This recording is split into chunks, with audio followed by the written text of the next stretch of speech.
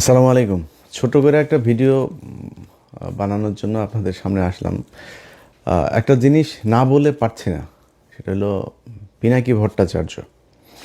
তার ভিডিও আমি আগে এত নিয়মিত দেখতাম না, যতটা নিয়মিত এখন এই গেল ৩-৪ মাস ধরে দেখি। ধরেন ২টা ভিডিও দেখতে পারি নাই বা ৩টা ভিডিও দেখতে পারি নাই, এক সপ্তাহ পরে যায় ৩টা ভিডিও একসাথে দেখে নিচ্ছি। এইভাবে দেখি আমি গেল কয়েক মাস ধরে। আমি তার এত ফ্যান কখনো ছিলাম না যতটা ফ্যান এই মুহূর্তে। তো কেন দেখি এখন? ধরেন আওয়ামী লীগ সরকার ক্ষমতায় ছিল, তখন হিন্দুরা যখন ব্যাপক সুযোগ সুবিধা নিত, পিনাকি ভট্টাচার্য দেশ ছাড়ল। তারপরে ফ্রান্সে আসার পরে ধারাবাহিকভাবে এই পুরো আওয়ামী লীগের সময়টা সে আওয়ামী লীগের বিরুদ্ধে কথা বলেছে, ভারতের বিরুদ্ধে কথা বলেছে, ভারতের পণ্য বয়কটের পক্ষে কাজ করেছে। এরপরে ক্ষমতা থেকে গেল, যাওয়ার পরে ইউনূস আসলো। ইউনূস আসার পরে কিন্তু আমাদের অনেক সুযোগ ছিল সরকারের সাথে মিলেমিশে, হ্যাঁ, পদে টদেও বসা যাইতো, বসে তারপরে আমরা ধান্দাবাজি করতে পারতাম। অনেক লোকজন সেই ধান্দাবাজিতে শুরু করেছেন, অনেক ছাত্র নেতারাও এই ধান্দাবাজি করেছেন। আজকে যারা এই যে মার খেলেন, এই ব্যক্তিরা কয়দিন আগে এনারা হাদি যখন মারা গেল তারপর পর বলেছিলাম যে বিপ্লবের যেটুক বাকি আছে, হাদির লাশ কবরে যাওয়ার আগে সেটা করতে হবে। ওনারা তখন প্রথম আলো ডেইলি স্টারের অফিসে যায় সুশীল সাজলেন। এই যে জাবেরকে গুলি করা হয়েছে, তিনি ওই হাদির জানাজার সময় বক্তব্য দিয়েছেন, এটাকে কেন্দ্র করে যেন কোনো ধরনের মব সৃষ্টি করার না করা হয়, মব বানানোর চেষ্টা করেছেন এইটারে। ভাই, বাংলাদেশে এই ইন্ডিয়ার আপনার শাখা অফিস হলো গিয়া প্রথম আলো ডেইলি স্টার। এই প্রথম আলো ডেইলি স্টারের বিরুদ্ধে কাজ করা মানে মব সৃষ্টি করা না। ৩২ নম্বরে বসে বাকশাল তৈরি করা হয়েছে, ৩২ নম্বরে বসে পরিকল্পনা করা হয়েছে মানুষকে না খাইয়ে মারার। দুর্ভিক্ষে ২৭ লাখ মানুষকে হত্যা করা হয়েছে, ১৫,০০০ জাসদের নেতাকর্মীকে হত্যা করা হয়েছে এই ৩২ নম্বরে বসে পরিকল্পনায়। সো এটা হচ্ছে একটা অভিশপ্ত বাড়ি। এই বাড়িটার জন্য অনেকেই দেখায়, মায়া মমতা দেখায়, তারপরে আপনার মব সৃষ্টিকারী বানানোর চেষ্টা করেছেন। তারা আজকে রাস্তায় নেমেছেন। ভাই, আপনি ১.৫ মাস পরে কি মনে করে রাস্তায় নামলেন? আমার তো মনে হয় যে এই এখন নতুন করে যে নেমে এসছেন, কোনো না কোনো জায়গা থেকে ফান্ড দেওয়া হয়েছে। নির্বাচনের ৩ দিন আগে আপনি কিসের বিচার চাইতে আসছেন এখন? ৭ দিন নাই এই সরকার ক্ষমতায়, তাদের কাছে আপনি বিচারের জন্য এখন এসে নামলেন। এটার পিছনে একটা উদ্দেশ্য আছে। আমি সরকারের কাছ থেকে, পুলিশের কাছ থেকে যেটা শুনেছি, আওয়ামী লীগের লোকজন তাদেরকে টাকা পয়সা দিয়েছে, এখানে কিছু নেতাকে দিয়ে তারপর তাদেরকে বসাইছে এখানে গ্যাঞ্জাম করার জন্য। তো এখন আপনি কিসের বিচার? হঠাৎ করে এসে বিচার চাচ্ছেন? হাদির বিচার এই দেশে হবে না, হাদির খুনিও হবে না। আমি জানি না, যদি নাকি সামনে নির্বাচনী সরকারের পরের সরকার কে আসে সেটার উপরে একটা ক্ষীণ আশা আছে। এই মুহূর্তে আর এটার নিয়ে কোনো কথাবার্তা বলে লাভ নেই। তো তারা করেছেন, বিশাল আকারের সুশীল সাজার চেষ্টা করেছেন। প্রথম আলো ডেইলি স্টারের সামনে গিয়া সাদা পাঞ্জাবি পরে তারপরে ভাষণ দিয়েছেন। তো এগুলো তারা করেছেন।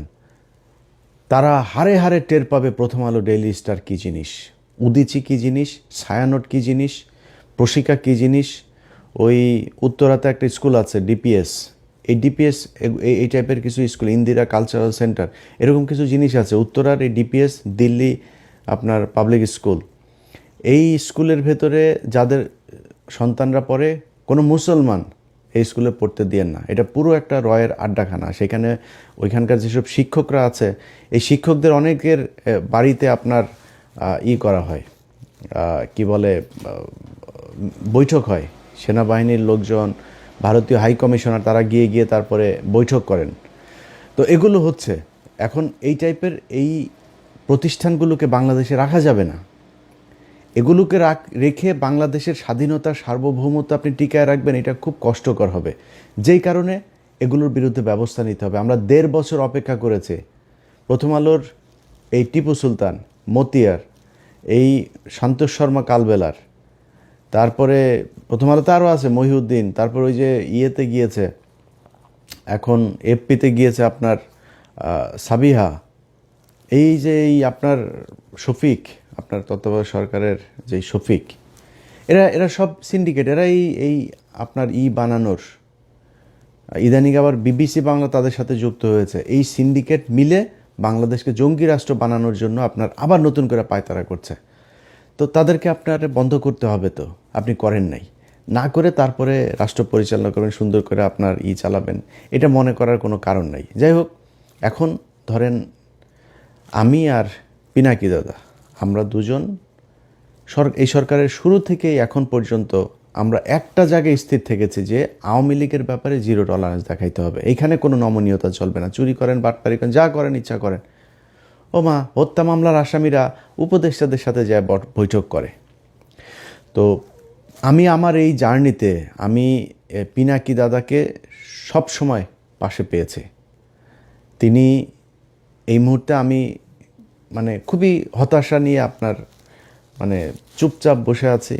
অনেক কিছু দেখেও না দেখার ভান করে অনেকে অনেক কিছু পাঠায়, ভাই আমি এটা নিয়ে আর এত মাথা ব্যথার কিছু, মন চাইলে একটু কথাবার্তা বলি, ওই কথা বলি। তো এগুলির বাইরে নতুন করে আর খুব বেশি কিছুতে যাইতে চাইতেছি না।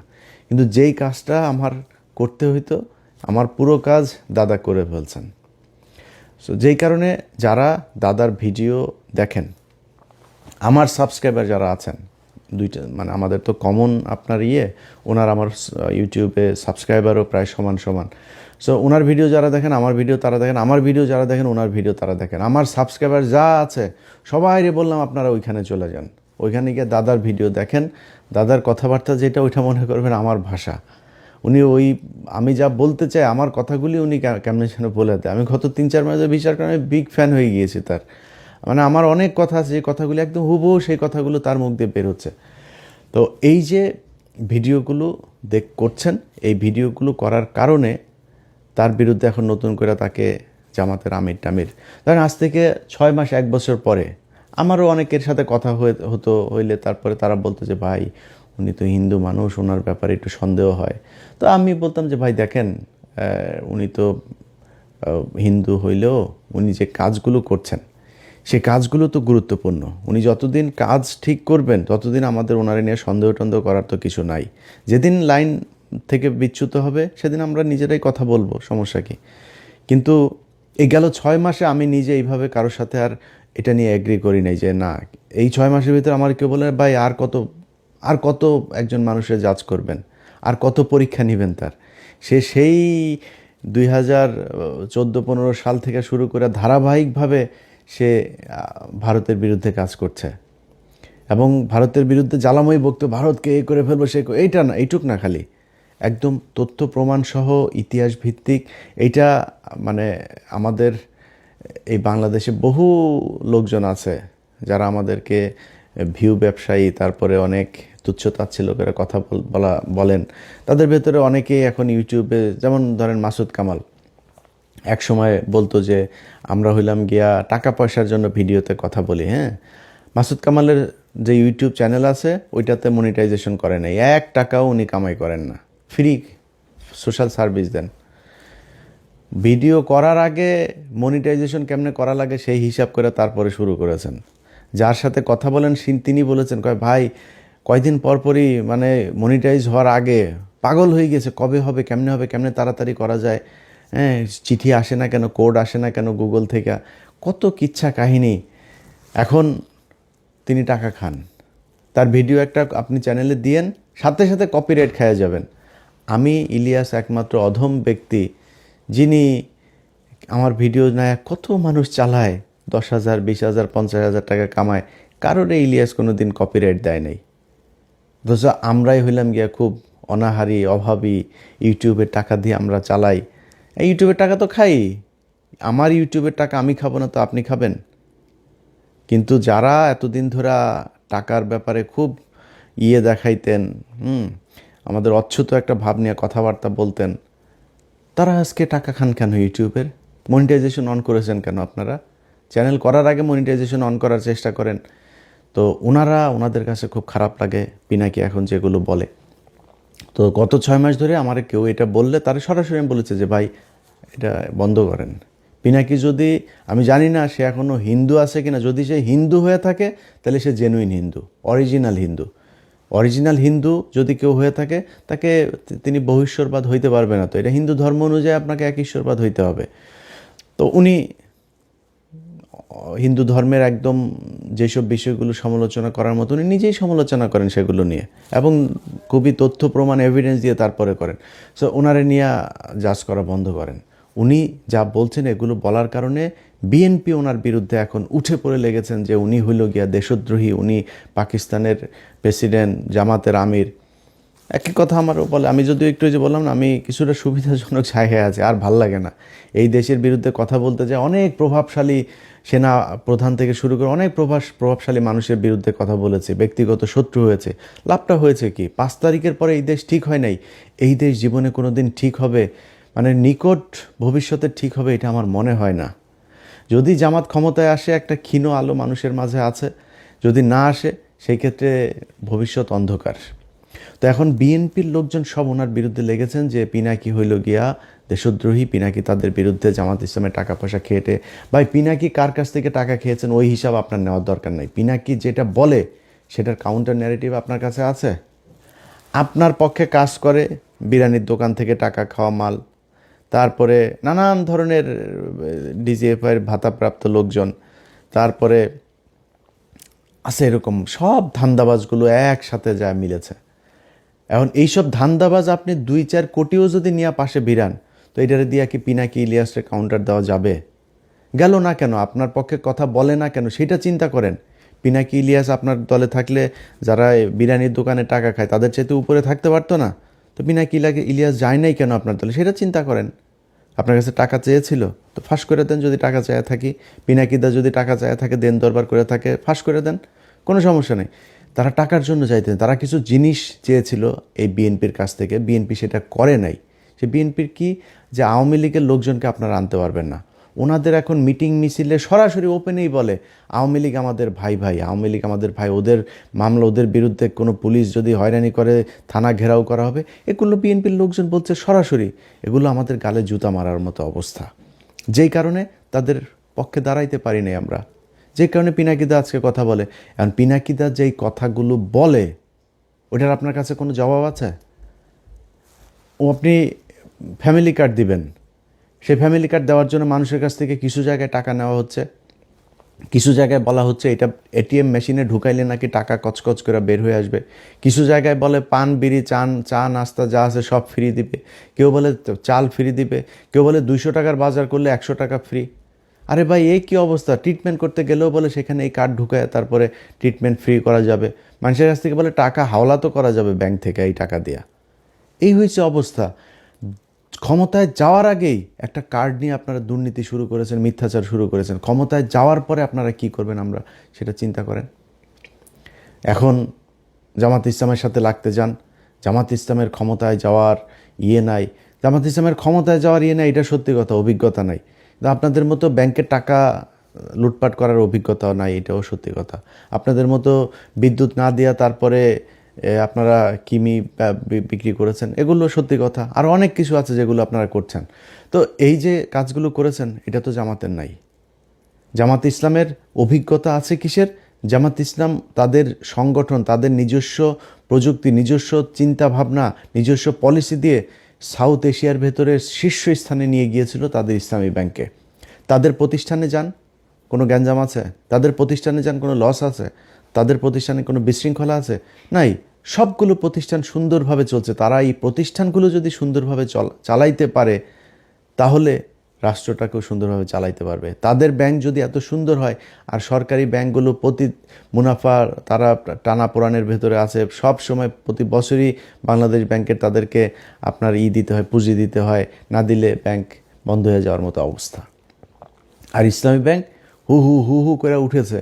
এই গেল 15 বছরে হাসিনা যখন এই ব্যাংকে নিয়েছে, তখন আবার এটা লুটপাট শুরু হয়েছে, এটা নিচের দিকে অধঃপতন শুরু হয়েছে। আবার জামাত ইসলাম নিয়েছে, এখন আবার উপরের দিকে যাচ্ছে। তো তারা তো এই অভিজ্ঞতা দেখিয়েছে যে সৎ যোগ্য লোকজন দিয়ে কিভাবে তাদের প্রতিষ্ঠান পরিচালনা করা হয়, ওই লোকজন দিয়ে তারা রাষ্ট্র পরিচালনা করতে পারবে। এখন আপনি কি করতে পারবেন? আপনারা যারা চাঁদা নিয়ে বহিষ্কার হয়েছে তাদেরকে দলে এনেছেন। ঋণ খেলাপি যারা, সেই খেলাপি ঋণগ্রস্তদেরকে আপনি দলে মনোনয়ন দিয়েছেন। ভাই, বিএনপির রাজনীতি এখান থেকে বের হয়ে আসতে হবে। পিনাকি আর ইলিয়াসটা নিয়ে সারাদিন গুতাগুতি করে লাভ নাই। আপনারা নিজেদের পলিসি নিজেরা চেঞ্জ করতে হবে। যেই লোকজনকে দিয়ে আপনি টাকা পয়সা নিয়ে 5 কোটি টাকা নিয়ে আপনি মনোনয়ন দিয়েছেন, সে 50 কোটি টাকা ইনকাম করবে, এটাই স্বাভাবিক। একদম মানে জাস্ট একটু সুবিধাজনক জায়গায় থাকার জন্য বললাম। 0.1% সৎ, একদম 99.9% একদম সব অসৎ। এই বিএনপিতে সব অসৎ। এখন অসৎ মানেই আবার এখানে আবার কিছু বিষয় আছে। বিএনপিতে বিশাল একটা সংখ্যা আছে যারা এন্টি ইন্ডিয়ান। বিএনপিতে অনেক ভালো কিছু মানুষ আছে, ভালো মানুষের সংখ্যা কী সেটা আমি জানি না। কিন্তু এই সরকারি টাকা পয়সা টেন্ডার নিয়ে তারপরে আমার এই কথাটা শুনে যাদের খারাপ লাগলো, আমার অনেকে বিএনপির এমপি ক্যান্ডিডেট অনেকের সাথে ভালো সম্পর্ক আছে, তো ওনাদের অনেকে কষ্ট পাইতে পারেন। ভাই, আমার এই ভিডিওটা পজ দিয়া চোখটা বন্ধ করে একটু চিন্তা করেন তো, যে আপনি আগে এমপি ছিলেন বা এবার এমপি হবেন, হওয়ার পরে এই যে টেন্ডার নিয়ে সরকারি টাকা 200 কোটি টাকার একটা প্রজেক্ট থেকে 30 কোটি টাকা আপনি খাবেন না?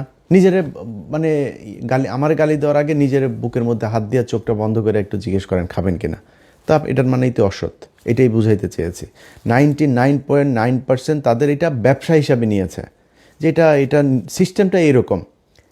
এই সিস্টেমে বাংলাদেশের রাজনীতি চালানো যাবে না, কারণ এমন একটা দল আপনাদের ঘাড়ের উপরে নিঃশ্বাস ফেলছে, যারা 1 টাকার দুর্নীতি করে না, যারা কারোর বাড়িঘর দখল করে না, যারা ঘুষ খায় না, সুদ খায় না, যারা আরেকজনের মেয়েকে দেখে ইভটিজিং করে না, যারা ওই আপনার বাড়ি করতে গেলে রড সিমেন্ট ইট দেওয়ার জন্য আপনার বাড়িতে যায় হামলা চালায় না, আপনার দোকানে গিয়ে চাঁদাবাজি করে না, সেই দলটার সাথে আপনাকে কম্পিটিশনে থাকতে হইলে আপনাকে ওইরকম কোনো একটা কিছু নিয়ে আসতে হবে। আগের পলিসি দিয়ে রাজনীতি করতে গেলে আওয়ামী লীগের সাথে নিয়ে না, আওয়ামী লীগের সাথে আরও কোনো দল যদি সাথে নেন সেগুলো নিয়েও লাভ নেই, কারণ সাধারণ মানুষ বুঝতে শিখেছে।